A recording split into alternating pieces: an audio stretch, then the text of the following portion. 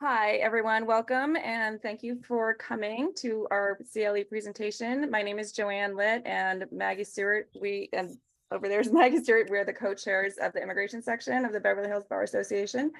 And we are very excited today to have a presentation on OFAC and U.S. sanctions and regulations and enforcement by a very, very, very expert attorney in this area. You will get your CLE certificate by email, I think within, I don't know, an hour or two of the presentation. It usually comes pretty fast.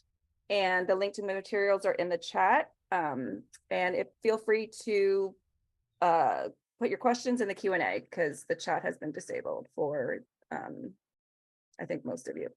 And so Maggie, go ahead and introduce our speaker. Hi, everyone, and welcome to the CLE today that is co-sponsored by the immigration section, the criminal law section, and the international section. We're really happy to have you here. Today, we are really honored to have Mehrnoush Yazdanyar. She is a graduate of the University of Southern California in 2004. She is currently barred in both California and the state of Hawaii, and she has been in private practice since 2009 in her firm, Yazdanyar Law Offices. For over 11 years, her law offices have diligently defended the rights of clients and assisted them with navigating the often complex and ever-changing U.S. sanctions and immigration laws. Ms. Yazdanyar has regularly spoken at seminars and conferences geared at attorneys and other professionals, as well as individuals who are looking to understand the complicated U.S. sanctions laws and regulations. She has also had regular guest appearances on radio, TV, podcasts, and other media. So she is really one of the nation's top OFAC attorneys, and we're very lucky to have her here sharing her expertise with us today. And I'll turn it over to Mehrnoush. Thank you so much, Maggie, and thank you to the Beverly Hills Bar Association, Joanne, Maggie, Kathleen, for organizing this and allowing me to be a part of this. You know, sanctions, regulations, OFAC, these are all things that we might hear in passing a lot, but often there's this misconception that it only really impacts individuals who are from those targeted countries. But with how globalized we've become, with how much technology has grown, with now post-pandemic remote work, there are so many different aspects of sanctions law that can impact you or your client. So I really do appreciate opportunities like this to come and talk about it. Now, I do get really excited when I talk about sanctions. So I'm going to my goal is to keep this presentation to about 20 minutes to half an hour and really allow time for questions because I do feel like there's so many ambiguities in the regulations. And like I said, it's so comprehensive that there's so many aspects of your practice that this might impact. So I'm hoping you'll have questions that I could address. So we will jump right into it. So the format of today's presentation is I'm just going to give you some sanctions overview, just an overview of the regulations. And, you know, obviously the United States government, the Treasury Department has various sanctions programs and they have targeted different countries, but I'm going to give a very broad overview of the general prohibitions that apply to almost all targeted countries, some general problems that you can expect. And then once we get into the question and answer period, we can get into specifics you have about specific targeted countries and those regulations. So we will. So what is OFAC or OFAC? So it is a part of the Department of the Treasury that is responsible for administering and enforcing sanctions against the different countries that the United States has targeted economically. And obviously the purpose is when the United States determines that a country is working against its interest, they choose to economically sanction those countries. And so we have the sanctions programs that are administered by OFAC. There's always questions that when people want to bring assets from abroad and their bigger concern is IRS, do I have to pay taxes? And I always tell them your bigger concern should be, can you even bring this money here? And what are the legal channels? What are the documentations you need to get either from the government or submit to your bank? And then we can talk about the tax implications. But all of it, IRS and OFAC, work under the Department of the Treasury. Who does the sanctions program apply to? all US persons. Now it's interesting because, for immigration purposes, a US person is defined in a particular way. For tax purposes, a US person is defined in a particular way. For sanctions purposes, we have one of the most comprehensive definitions of what is considered a US person.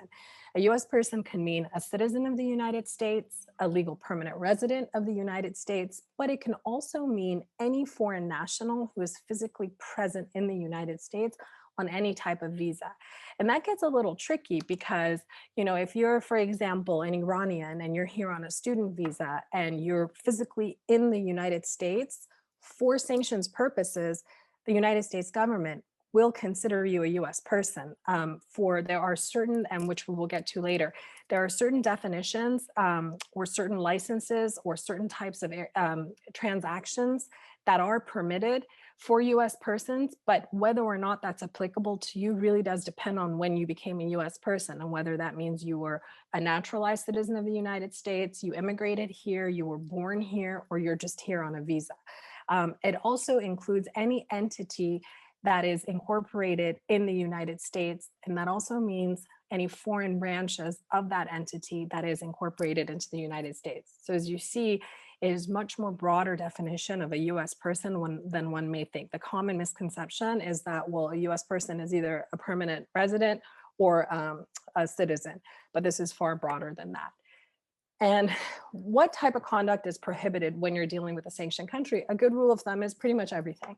I mean, the general application of these law is that, these country-specific programs prohibit direct or indirect importation, exportation, re-exportation of goods, services, and technology. And what's interesting is that when we see the word goods, or services, it doesn't distinguish between commercial and non-commercial.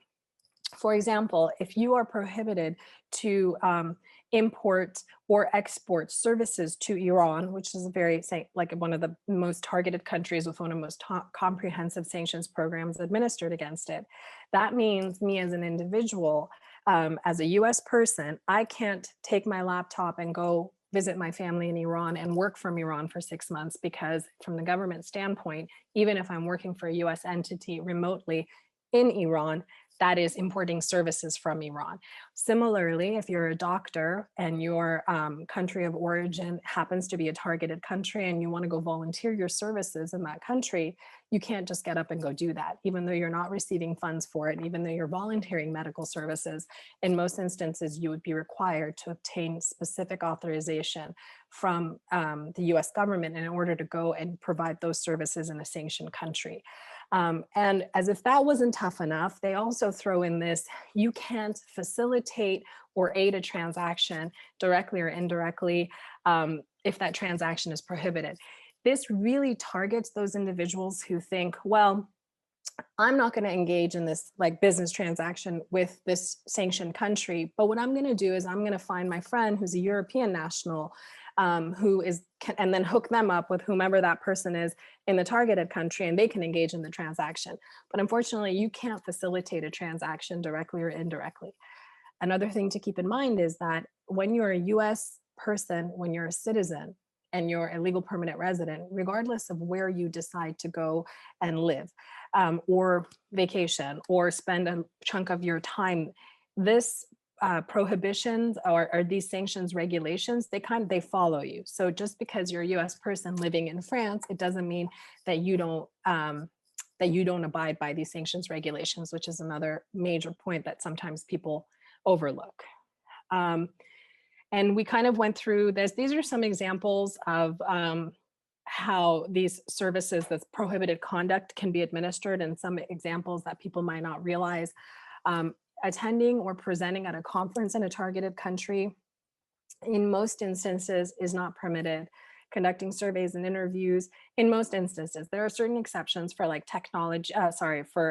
information and information materials, news and whatnot, but in general, going there, information gathering and whatnot is not permitted. Providing technical assistance, results to individuals in a targeted country. This happens a lot in the realm of academia. There are certain general licenses that permit US persons to engage in academic exchanges with certain sanctioned countries. However, most of them prohibit you lecturing at a university, and also they are very specific in the types of what kind of classes you're able to teach, graduate level, undergrad level, and whatnot. But most instances, you can't just go and teach, even if it's virtual. We had a client who applied for a license because they wanted to virtually teach an architectural program in Iran, and they weren't even going to receive any payment for it. And the government said no, because that's importing services, or I guess exporting services to Iran. So really you have to be careful of the type of conduct, because something can be totally innocuous on its face or very, very well intentioned, but it could still have legal consequences. So we have country-specific programs. So we have sanctions against Iran, Cuba, Syria, Venezuela, and the list goes on for many, many other countries. But those are sanctions specifically aimed at a targeted country. In addition to that, we have certain designated nationals that the United States government has said, in addition to those targeted countries, these are individuals and entities under no circumstances can you work with, even if it's something that is permitted under certain areas of the country-based sanctions. So if there's certain conduct in the country-based sanctions that is permitted and legal, working with designated nationals is not. There is a list, and we have that in the designated nationals list that you can click on and go, and you can search for, if you're not sure if someone is a designated national, with their name and address, and you can see if that is someone that falls on any of these lists. And there's multiple different lists. The designated national one is the biggest one that you should definitely check first if you're going to engage in any type of foreign activity within a foreign entity. So I think I covered this. And so, yeah, the important thing is that, and I'm sure you hear it on the news, oh, this person was added to the designated nationals. We saw this during Trump's administration, where I think every other day there was a new designated national from Iran. It was either, and it could be a bank, it could be an individual, it could be an entity, it could be any kind of business and whatnot, but it is a fluid list. It's dynamic, it changes. That's why it's really important for you to check every time to make sure an individual does not appear on that list or an entity doesn't appear on that list. So there are activities that are permitted under most sanctions programs. So the general rule of thumb is something is not allowed unless the government has issued a license allowing you to engage in that activity. And we have two types of licenses. We have a general license and a specific license. General licenses are basically, you can almost think of it as like an exception to the rule. It's for transactions and conduct that the US government does not believe is against their sanctions policy goals. And so they want to make it legal for all US persons instead of having you apply for authorization on a case-by-case basis. If there is certain type of activities that the government's saying, yeah, this is not going to hamper our US sanctions goals, our foreign policy goals, we want to allow US persons to engage in these types of transactions, we're just going to issue a general authorization in the form of a general license that says this conduct is permitted. We'll go through some generally licensed activities, but for example, a big one in the Iran sanctions and most sanctions programs is non-commercial personal remittances. So while financial exportation of financial goods and services is not legal, you are allowed to receive or send a non-commercial and personal remittance. So it cannot be directly related to a commercial enterprise, and it needs to be commercial in non-commercial in nature and personal in nature for your own use. So either, sending money to your family, for example, in Iran, to assist them with their living expenses, or receiving receiving funds from Iran that are personal in nature. That's an example of a general license. Specific licenses are applications that we submit to the government requesting authorization for an activity that would otherwise not be legal under the regulations. So for anything you want to do that the government hasn't issued an exemption or a general license for, you would need to submit a specific license requesting authorization. That can be done. Now OFAC has an online portal, you can submit it.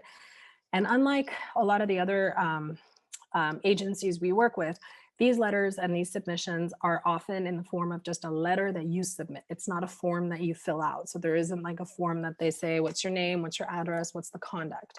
It's in the form of a letter that you submit this request. And that's where it gets a little tricky, because if you're not aware and if you're not familiar with the regulations, a lot of times in that request for a license, individuals have inadvertently exposed activities that they've been engaging in that were in violation of the sanctions. So they're basically outing themselves to the government. For example, let's say someone wants to sell property in Iran that doesn't fall within certain general licenses, which we will review what those licenses are. And they are requesting permission. For example, they were gifted property in Iran, which is not legal. And they want to now sell that property. So they write a license request to the government and they say, yes, I acquired this property as a US person. It was gifted to me by my mom because she wanted to avoid the complicated probate processes in Iran. I want to sell this property. I want to put the money in my bank account and I want to send it to the United States.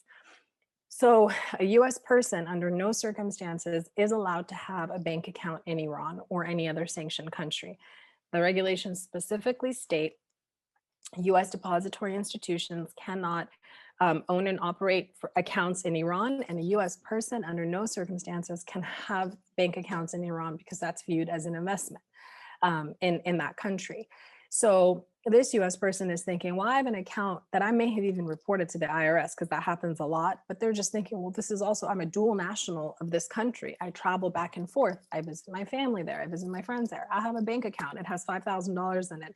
I didn't think that was illegal. But in submitting that information to the government, they've opened themselves up to receiving an administrative subpoena, asking about that account and any other activities they could have had in Iran. So when you are writing a specific license request to the government, it's really important that you're sure that the information that you're putting in there isn't going to implicate you.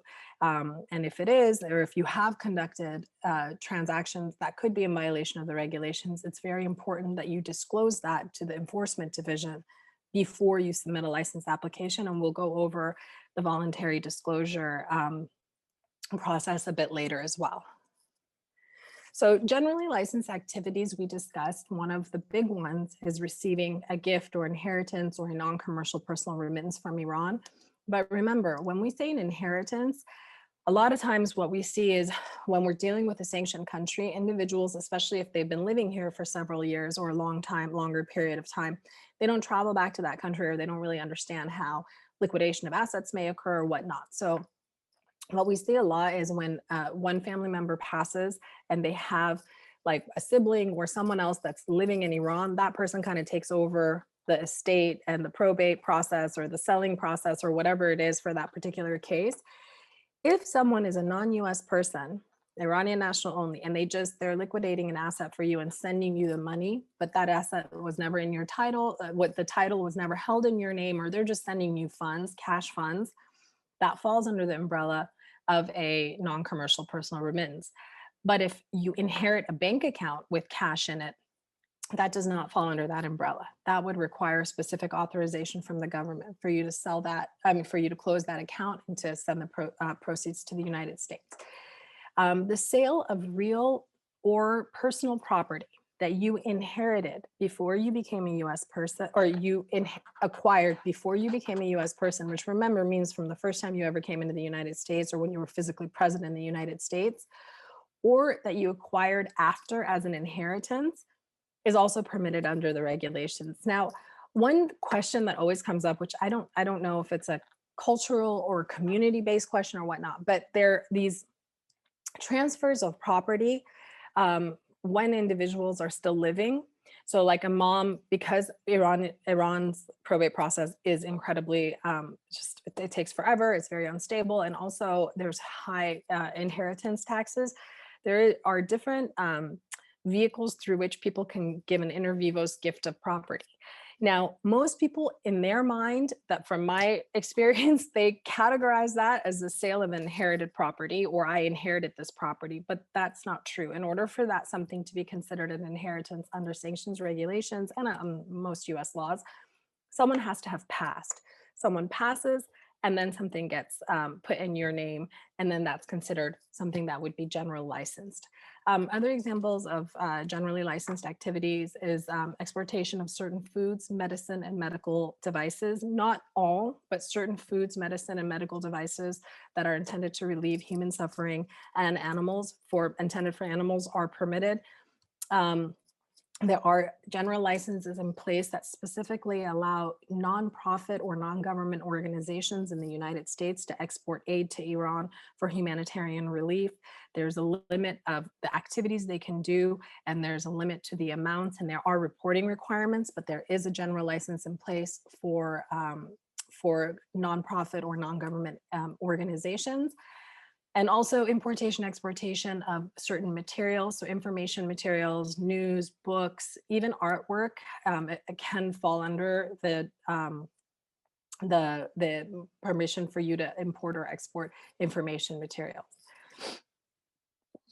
And for everything else that you want to do, you need to apply for a specific license. And examples of specific license, a conduct that you would require a specific license would be selling property that you acquired after you became a US person.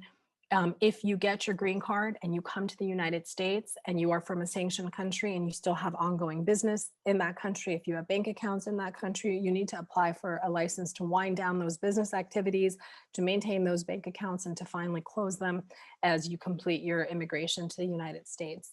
And also if you wanted to purchase property, generally they won't give you a license to purchase property from my experience, but it's a conduct that if you would ever try to even engage in, you would at least need to apply for a license and see if you can make a good argument as to why you should get one. I put this up here because I don't know how familiar everyone is, but we had in the Iranian American community, we had a lot of individuals that were not even OFAC practitioners. A lot of them weren't even lawyers, and they were saying they were getting OFAC authorization for their clients. But when you took a look, it wasn't authorization, an actual OFAC license that they were getting. They were just submitting a license request for something that there already a license had existed for example, the sale of inherited property, and the government was just giving them what is called a return without action letter. It is what is this document that's dated up here. It's just a one-page document. It references your original license application, and then it references the laws. And then at the very end, it has a paragraph that basically says, if the underlying activity falls within the scope of general licenses, we do not author additional authorization. We don't issue additional authorization. And people were giving this to clients saying that this is, a license. That's not a license. And the reason I put it up here is so that you could be familiar with it. That's not a license. That's just a return without action letter. It's something that the government gives if they don't have enough information, or if what you are requesting based on the facts that you provide are something that there is already authorization for through a general license. So if you do come across this document and a client thinks that it's a license, it is not. A license is what you see on when I'm looking at my screen, the right-hand side, which is it has the name of the regulations there, it has a license number, it has the date it was issued, and it has an expiration date. It's usually 4 or 5 pages. The second page of the license usually has exactly the type of conduct you are allowed to engage in. So it looks very different. And legally that protects you far more than a return without action letter. So one important issue I wanted to highlight, because it's a huge problem, is when your clients or when individuals are receiving money from a sanctioned country. So one of the biggest problems we have is, by nature, if a country is designated as a sanctioned country or if it's a targeted country, by the very nature of that, the US government has said you are a hostile state and we don't want to have anything to do with you, including banking relationships. Where it gets tricky is when you have a country like Iran, where you have about 2 million Iranian Americans residing in the United States who are first and second generation, who have very real ties to Iran, not the government of Iran, but their families in Iran. Just like everyone else coming from all over the other parts of the world, they're going to have inheritances. They're going to want to have financial transactions. They might be a student here. They need to have money coming from their family to assist in paying their tuition. So The problem we see is that while the US government has laid out certain exceptions to these regulations that do allow you to liquidate your inheritance and bring it over, or your family to pay your tuition for your school, there is no concrete banking channel that is transparent, that can be run through the global banking system. There is no channel for you to send your money. The only way to move money from a sanctioned country is through the use of money transmittal businesses, or a currency exchange broker. And the way that those work is that, you in that country, you give the equivalent of the currency in that country of what you want to send abroad. So for example, if I received $100,000 from the sale of an inherited piece of property from my family, I want to sell that property. I give the equivalent of $100,000 in riyals or toman, the Iranian currency, to the currency exchange broker in Iran. And then that broker exchanges that to dollars that they will deliver to me in the United States. And what ends up happening is they work with either another broker or one of their foreign accounts outside of Iran to transfer the funds here. The problem is when the money comes, it's being sent to you from an account that has nothing to do with you. So I, Mehrnoush Yazdanyar, am receiving $50,000 from some random currency exchange broker's account in Dubai, in Malaysia, in somewhere else in the Emirates, somewhere in Europe, from Canada. And my US bank has no way of understanding, where is this $50,000 coming from? Who is this person remitting this to you? Where does the source of that? Is it a sanctioned country? Did it require a license? And that results in bank account closures. That results in funds being blocked. That results in funds being rejected. And so that is a huge problem. And the client doesn't think they're doing anything wrong, because they're saying, well, I'm selling, my inherited property in Iran, and I'm transferring the proceeds to the US, and that's perfectly legal. Yes, it is. But if there is no transparent channel through which you can effectuate that transaction, you have to do it through a currency exchange broker. And when you do that, that creates problem on the US side. So what do? We have to create transparency. We have to notify the compliance department of the receiving US financial institution of that incoming wire, and explaining why it's permitted.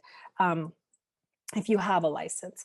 And so that also means if you actually obtain a specific license, you give a copy of that license to the compliance department. If you don't, and it's a generally licensed activity, then you submit what we call compliance documents, which usually we have a legal memorandum that outlines the regulations, as well as a sworn affidavit that the client will sign and notarize, and we include that. And it's important that you remember, it doesn't mean that you send it to your your branch, because most of the time that branch, that individual that you're dealing with, probably isn't aware of what steps need to be taken when funds are coming from a sanctioned country. And they may tell you, oh, you can just receive the money, or they may take your documents but not forward them to the appropriate department. And we covered this. These are some just don'ts when people are dealing with sanctioned country. You don't want to have bank accounts in those sanctioned countries. You don't want to work there, own a business, receive gifts of property, academic conferences. And one other big one is checking your bank account. So that's a huge one. So a lot of these sanctions programs have a specific regulations that says US depository institutions or banks can't own and maintain a bank account for someone who is physically inside of a sanctioned country. So a lot of times what happens if someone is visiting that, you go to Syria to visit your family, or you go to Iran to visit your family. If you log on to online banking and they can tell from where the VPN is that it's, or if you're not using any type of a VPN and they can tell that you're logging on from inside of a sanctioned country, they will either close that bank account, freeze that bank account, restrict that bank account.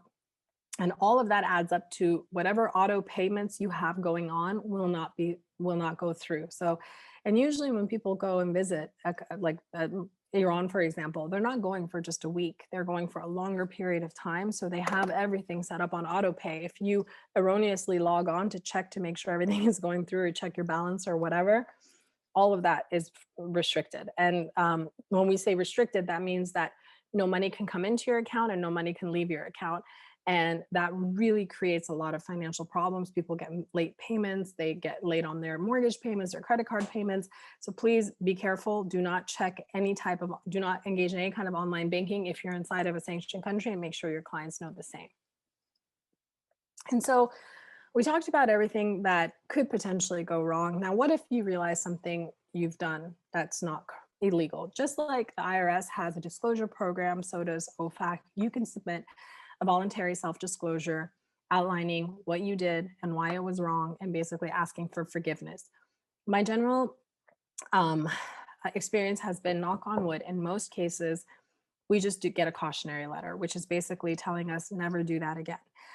Thankfully, I've never had a case where the government wants to assess a penalty, but they can. It's usually 25% of whatever that violation was, or I think it's 250,000. Don't quote me on that one, but they can assess civil and criminal penalties. Once you submit a disclosure, however, the benefit of it is you're mitigating those damages. You're mitigating the types of penalties they can assess against you. It generally takes away criminal liability off the table, and they do take the fact that you are voluntarily disclosing it. And if you weren't aware of the regulations, if you could really demonstrate that, it doesn't excuse it, but it does help in lessening whatever penalty they want to assess against you. Now, sometimes we're admitting something that we did wrong, but it's not something that we can immediately stop, or it's not a past activity, it's an ongoing activity. In those cases, simultaneously to submitting a voluntary self-disclosure to the enforcement division, you must also apply for a specific authorization to continue and wind down that underlying activity from the licensing division, so that you now have the authorization to continue that activity while you wind it down and get it to a place that you can completely seize it. These are just general considerations for dual nationals of targeted countries, or for if your clients are from them, is that a lot of times these violations really occur because someone has no knowledge of the depth and the breadth of the restrictions that are in place. There's really rarely a willful intent to violate the laws, and the fact that these sanctions programs really don't distinguish between commercial and personal transactions. It doesn't really matter if there is a monetary component to it or not. A lot of times, even personal transactions that are personal in nature can create issues. So just the number one thing is telling people to educate themselves. There's a lot of good information that's out there, and to get a really proper understanding of it. And it's not fear-based, because I do also see that it's incredibly frustrating. Even a lot of lawyers, sometimes I hear it's like just instilling this fear, and I like to move away from that. I don't think so. I don't think that we need to be afraid of these regulations. I think we need to understand them. And I think we need to also understand that there are mechanisms that we can use, whether it's a license application or working with a bank, to alleviate some of these issues that can assist clients in legally transacting with sanctioned countries. Also moving away from this culture of fear. You know, when you hear Iran, whether you're a financial institution, whether you are, assisting and exporting humanitarian aid, if you are the company that's exporting that in terms of the shipping company, or what, you don't need to freak out. You just need to understand what the law is and make sure you're compliant. And then if it's a gray area, you seek guidance, get something in writing that allows you to engage in that activity. But there's no need to, just because you're afraid of that, you're dealing with a sanctioned country, to say, I'm not going to deal with it. That's not fair, and that's not necessary. And then I want to get to the question and answer period. So I'm just going to kind of breeze through these last ones. So when you're receiving money from, this is actually kind of big, because I'm sure a lot of people come across this. If a client is receiving money from a sanctioned country, first and foremost, look at the underlying activity. Do you need a license? Who is the sender of funds? Will the currency exchange broker send the money? If so, where is the money coming from? Remember, a lot of times these brokers won't send it from a third country bank, but they will take the equivalent of that country's currency in the sanctioned country and then find an agent or another customer in the United States to deposit that money into the recipient's account. This latter form of transaction is known as what the government will often refer to as the hawala system. That is not legal. Even if the underlying transaction is legal, that receiving money through that mechanism, that informal money transmittal, where when you're receiving money in the currency of one country and then depositing US dollars from inside the United States, is not legal. And also you have to notify your bank of any incoming wire when it's coming from a sanctioned country. So I added this here because, especially post-pandemic, we've realized there were a lot of issues that have come up with larger corporations who are hiring foreign nationals, corporations who have branches abroad, corporations who export technology to other countries, and corporations that import technology to develop certain software or various programs from countries. You just have to make sure that you understand, if you're hiring someone, even if that person is a dual national of another country, if they are physically residing in a sanctioned country, or what the government calls ordinarily resident of a sanctioned country, you can't hire them. So if a US national is a dual national of Iran and they travel to Iran and want to live there for a year, that person is an ordinarily resident of Iran for that year. You as a US company cannot hire that person to engage in services from inside Iran, even if no services are being actually benefited anyone in Iran, and even if the company is if that person is just being hired by you. So that's not permitted. You also need to make sure that in addition to whatever, like computer, whatever they're taking, whatever's on that computer could be subject to export control laws. So it's also very important that if you have individuals who are traveling to all over the world or working remotely, which is a huge part of it, make sure that in addition to sanctions regulations, they're not violating any export control laws by nature of whatever hardware or software is on their devices that they are taking with them. You want to make sure that in no way there's any nexus with any designated nationals. And you want to make sure that all financial institutions that you're working with are not in any way affiliated with nationals, with designated nationals. And also that if you are receiving funds from a currency exchange broker or money transmittal business, you need to make sure that the underlying activity is permitted, and also none of the broker is not at any point in that chain working with the designated national. And the best way to do that is really understanding your business or your client's business, the parts of it that could be liable. I've always felt that if the HR department, sales department, product development, targeting, if the heads of those departments have an idea of what is permitted and what not, and there is a system in place for them to educate their own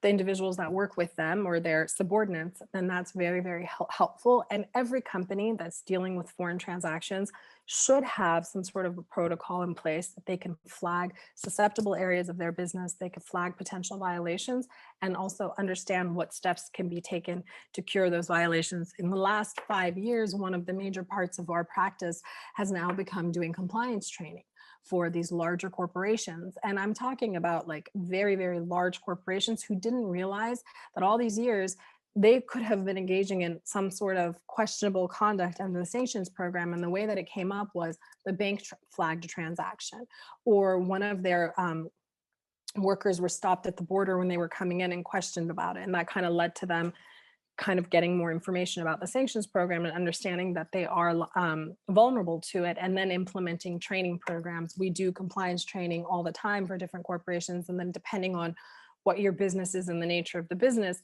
outlining where you are susceptible and what protocols you need to put in place to make sure that violations don't occur.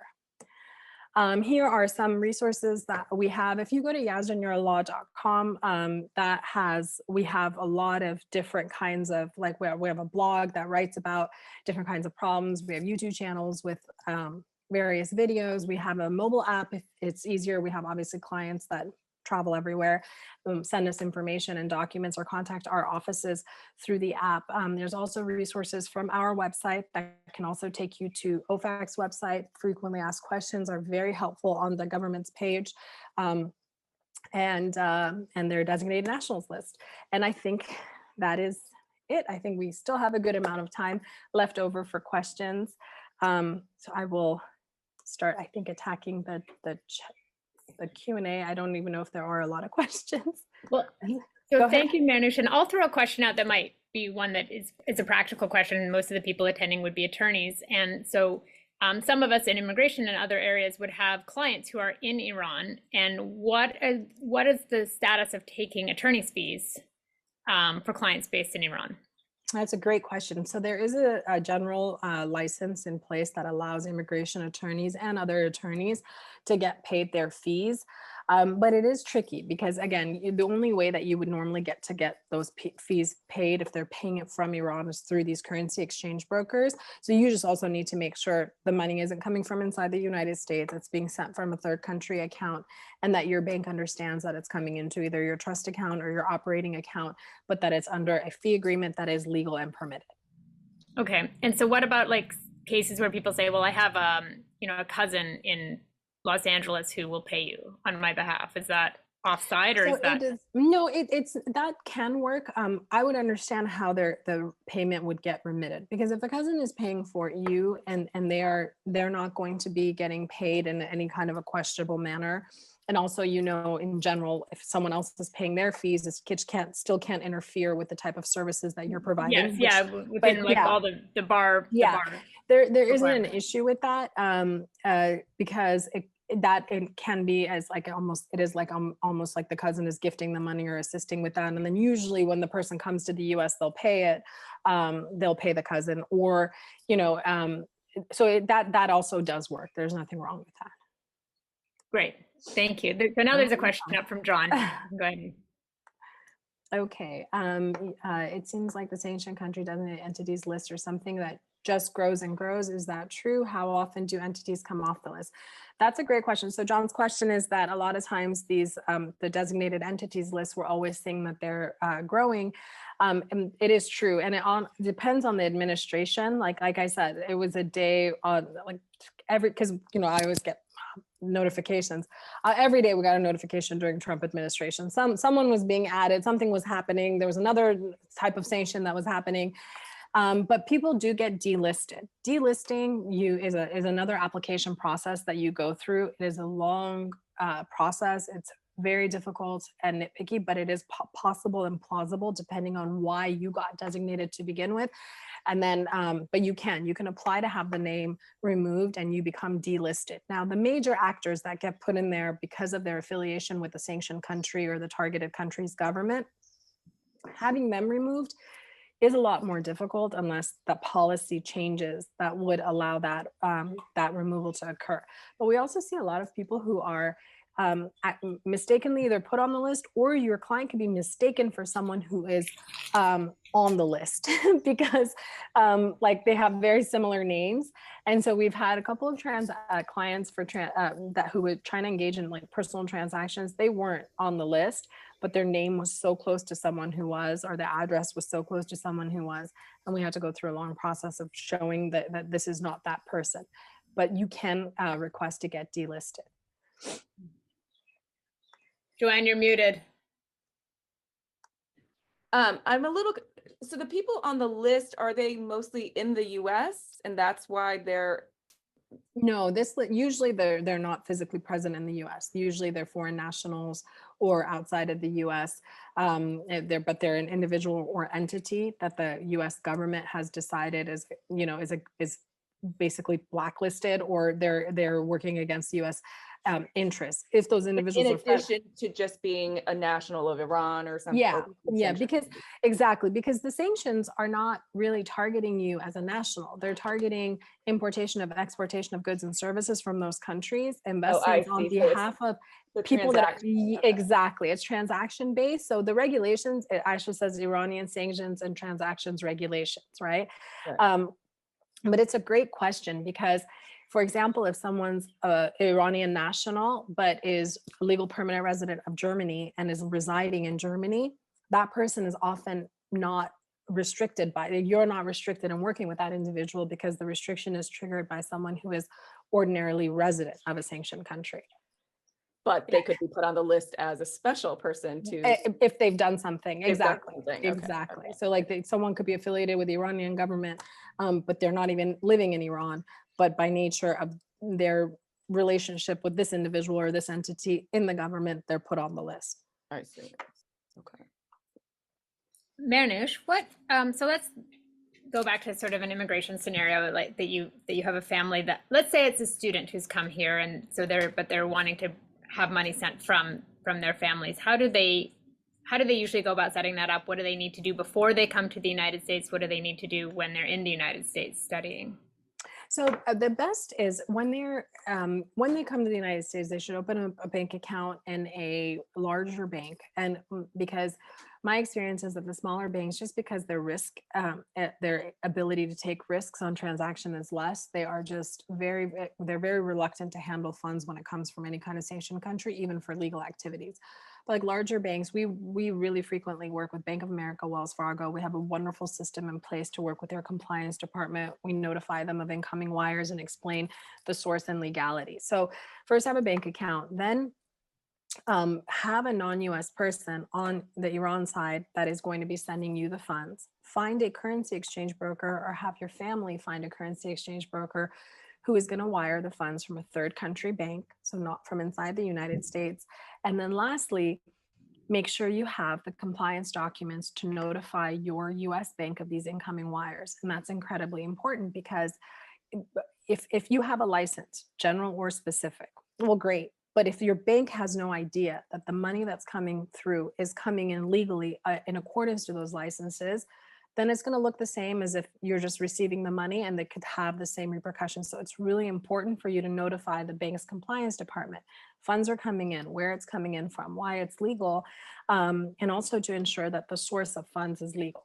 Now, a lot of time a student might have their own bank accounts in Iran. So one option that they would have is to apply for a specific license to be able to receive money from their family related to the accounts that they have themselves.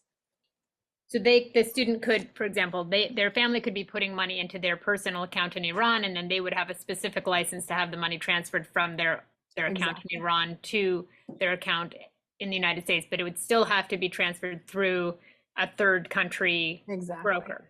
Yeah, because you can't go into, for example, Parsian Bank in Iran and wire money to Bank of America. Right. Okay, but they could wire it to France, and then from France to the United States or something. So usually it has to be through a currency exchange broker, because in addition, as if we don't have enough to worry about on the US side, on the Iran side, you can't just, you can't withdraw any amount of money, and you can't send the money because of the economic situation in Iran. The government has put restrictions in place in terms of the amount an individual can wire abroad.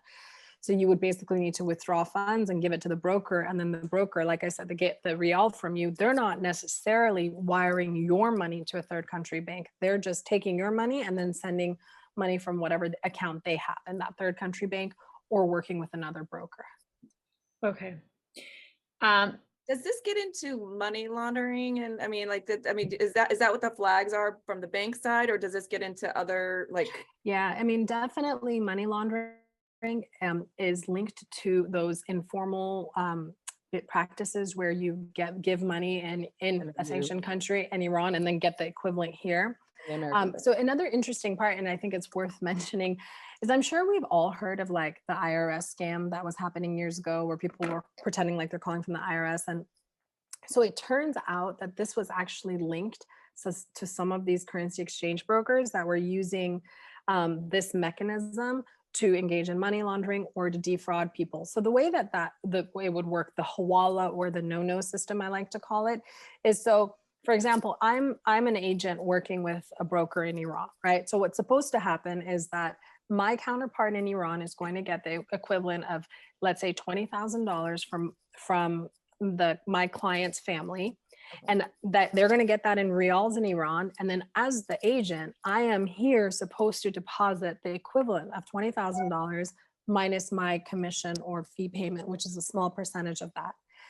But what that agent started doing is calling random people throughout the country, often targeting elderly people, and just scaring them. You owe this and you owe that, or you need to deposit it within the next 2 hours, $2,000 for back taxes into this account. And then they will give the customer's account who's waiting to receive the money from Iran. So that person, you call 10 people, one of them freaks out, goes and deposit it. So they call multiple people. The recipient of the funds is just saying, oh, I'm getting 5 transfers of $2,000 in one sitting, and then another 10,000 from someone else. This is money coming from Iran, from my family, because they're not going to know who the person is depositing it at. It looks the same to them. And the agent, me, in this case, bad person, I'm basically taking all of the 20,000, not just my small cut, and I'm disappearing, and nobody has any way of finding me anyway. And then when the person realizes they've been defrauded, they're going to come after the recipient of the funds, because that's the only link that they have. That's where the money has been deposited. And this has been a huge scheme. So I always tell clients, do not receive money from inside the United States. If it happens, you need to report it to your bank immediately so that they understand that you're not a part of it. And worst case scenario, if any portion of that is linked to fraud or money laundering scheme, they can see that you are a victim as well and that you are not a part of that process. But yeah, you're absolutely right. It does expose itself to money laundering and, you know, a lot of banking regulations can be called into question because of these informal money transmittal businesses.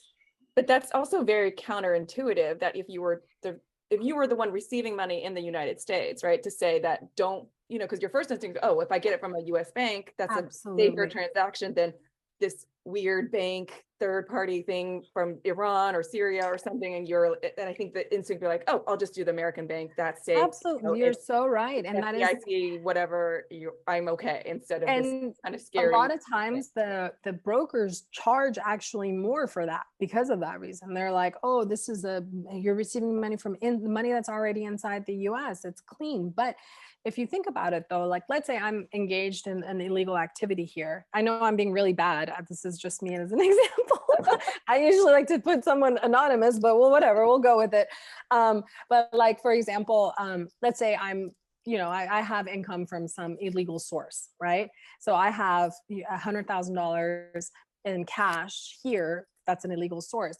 Well, what if I say I want to send it to my family in Iran, and then I get in touch with a broker and the broker says, okay, go deposit $8,000 or $10,000 or $15,000 in cash into these different accounts, or get get a cashier's check or whatever. So I'll do that. I'll convert my cash into cashier's check, go deposit it, or just deposit the cash into various accounts, and then receive the equivalent of $100,000 in Iran. And then I can have my grandma send it here as a non-commercial personal remittance. I'm receiving my money here and I'm laundering it, you know? Yeah. So it's really important when you're also practicing, like we require supporting documents from our clients, you know, like, and what's interesting is Iran, unlike most of the other sanctions programs, we see money coming from Iran a lot. So it's almost like, it's very rare. It's like maybe 95% of the instances people are receiving money from Iran, because there's a lot of cash or a lot of property or real estate wealth that's there that people are just not going to go back, and they don't see themselves living in Iran. So they want to liquidate and bring it here. A lot of the other sanctions programs, for example, Syria, Cuba, we see people wanting to send money there.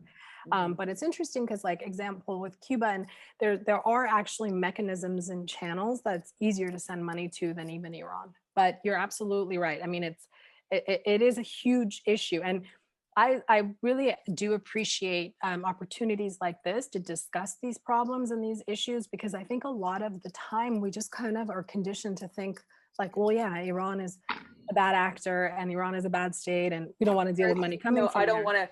That's a scary transaction. Yeah, right? yeah. Scary transaction. I'm scared. No. I don't know what's going on over there. You know, if I touch that account, you just sort of like, if I like one of the biggest reasons people bring money here is they want to buy a house. So they want to use the money that they're being gifted or their own assets as a down payment. And lenders freak out when they hear Iran. They're like, no, you need to source this. And I'm like, well, you can't apply your banking and your lender and underwriting regulations to a country that is totally different. But here we can give you everything, and the money is here and it's been cleared and whatnot. But if you are having if you or your client is receiving money and you want to use it as a down payment, I would recommend bring it over, have it sit in your account for a few months. You don't have to deal with it. Like legally bring it over, but you just don't have to deal with the sourcing.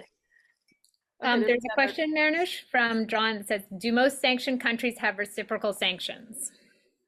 Not in the same way, like, you know, no, they're like happy to receive US goods, US products, US talent. And and they're happy to export it. So not in the same way, but like in the case of Iran, they do have their own restrictions, but it's not in the same way at all. Okay. That's a great question. We're getting close to time, and I just wanted to ask one more question to pick up on your thread about doing compliance training, and maybe if you could provide some examples, maybe not huge, big entities, but maybe smaller businesses, and how they either how they can avoid getting into trouble or how they can, yeah, like what are some of the more typical things that a smaller company might accidentally do that would cross the line? So it depends, like if your importation and exportation of goods is one of them. We recently had a client who got an administrative subpoena because they inadvertently purchased goods from Canada that had come from Iran, good Iranian foodstuffs, and they were selling them. Okay.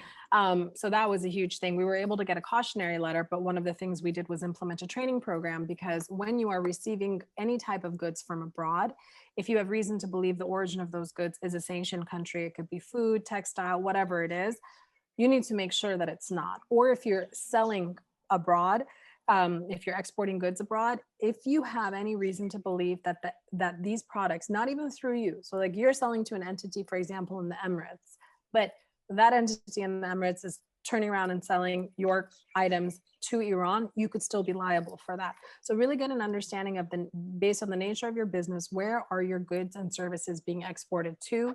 Where are you being importing them from?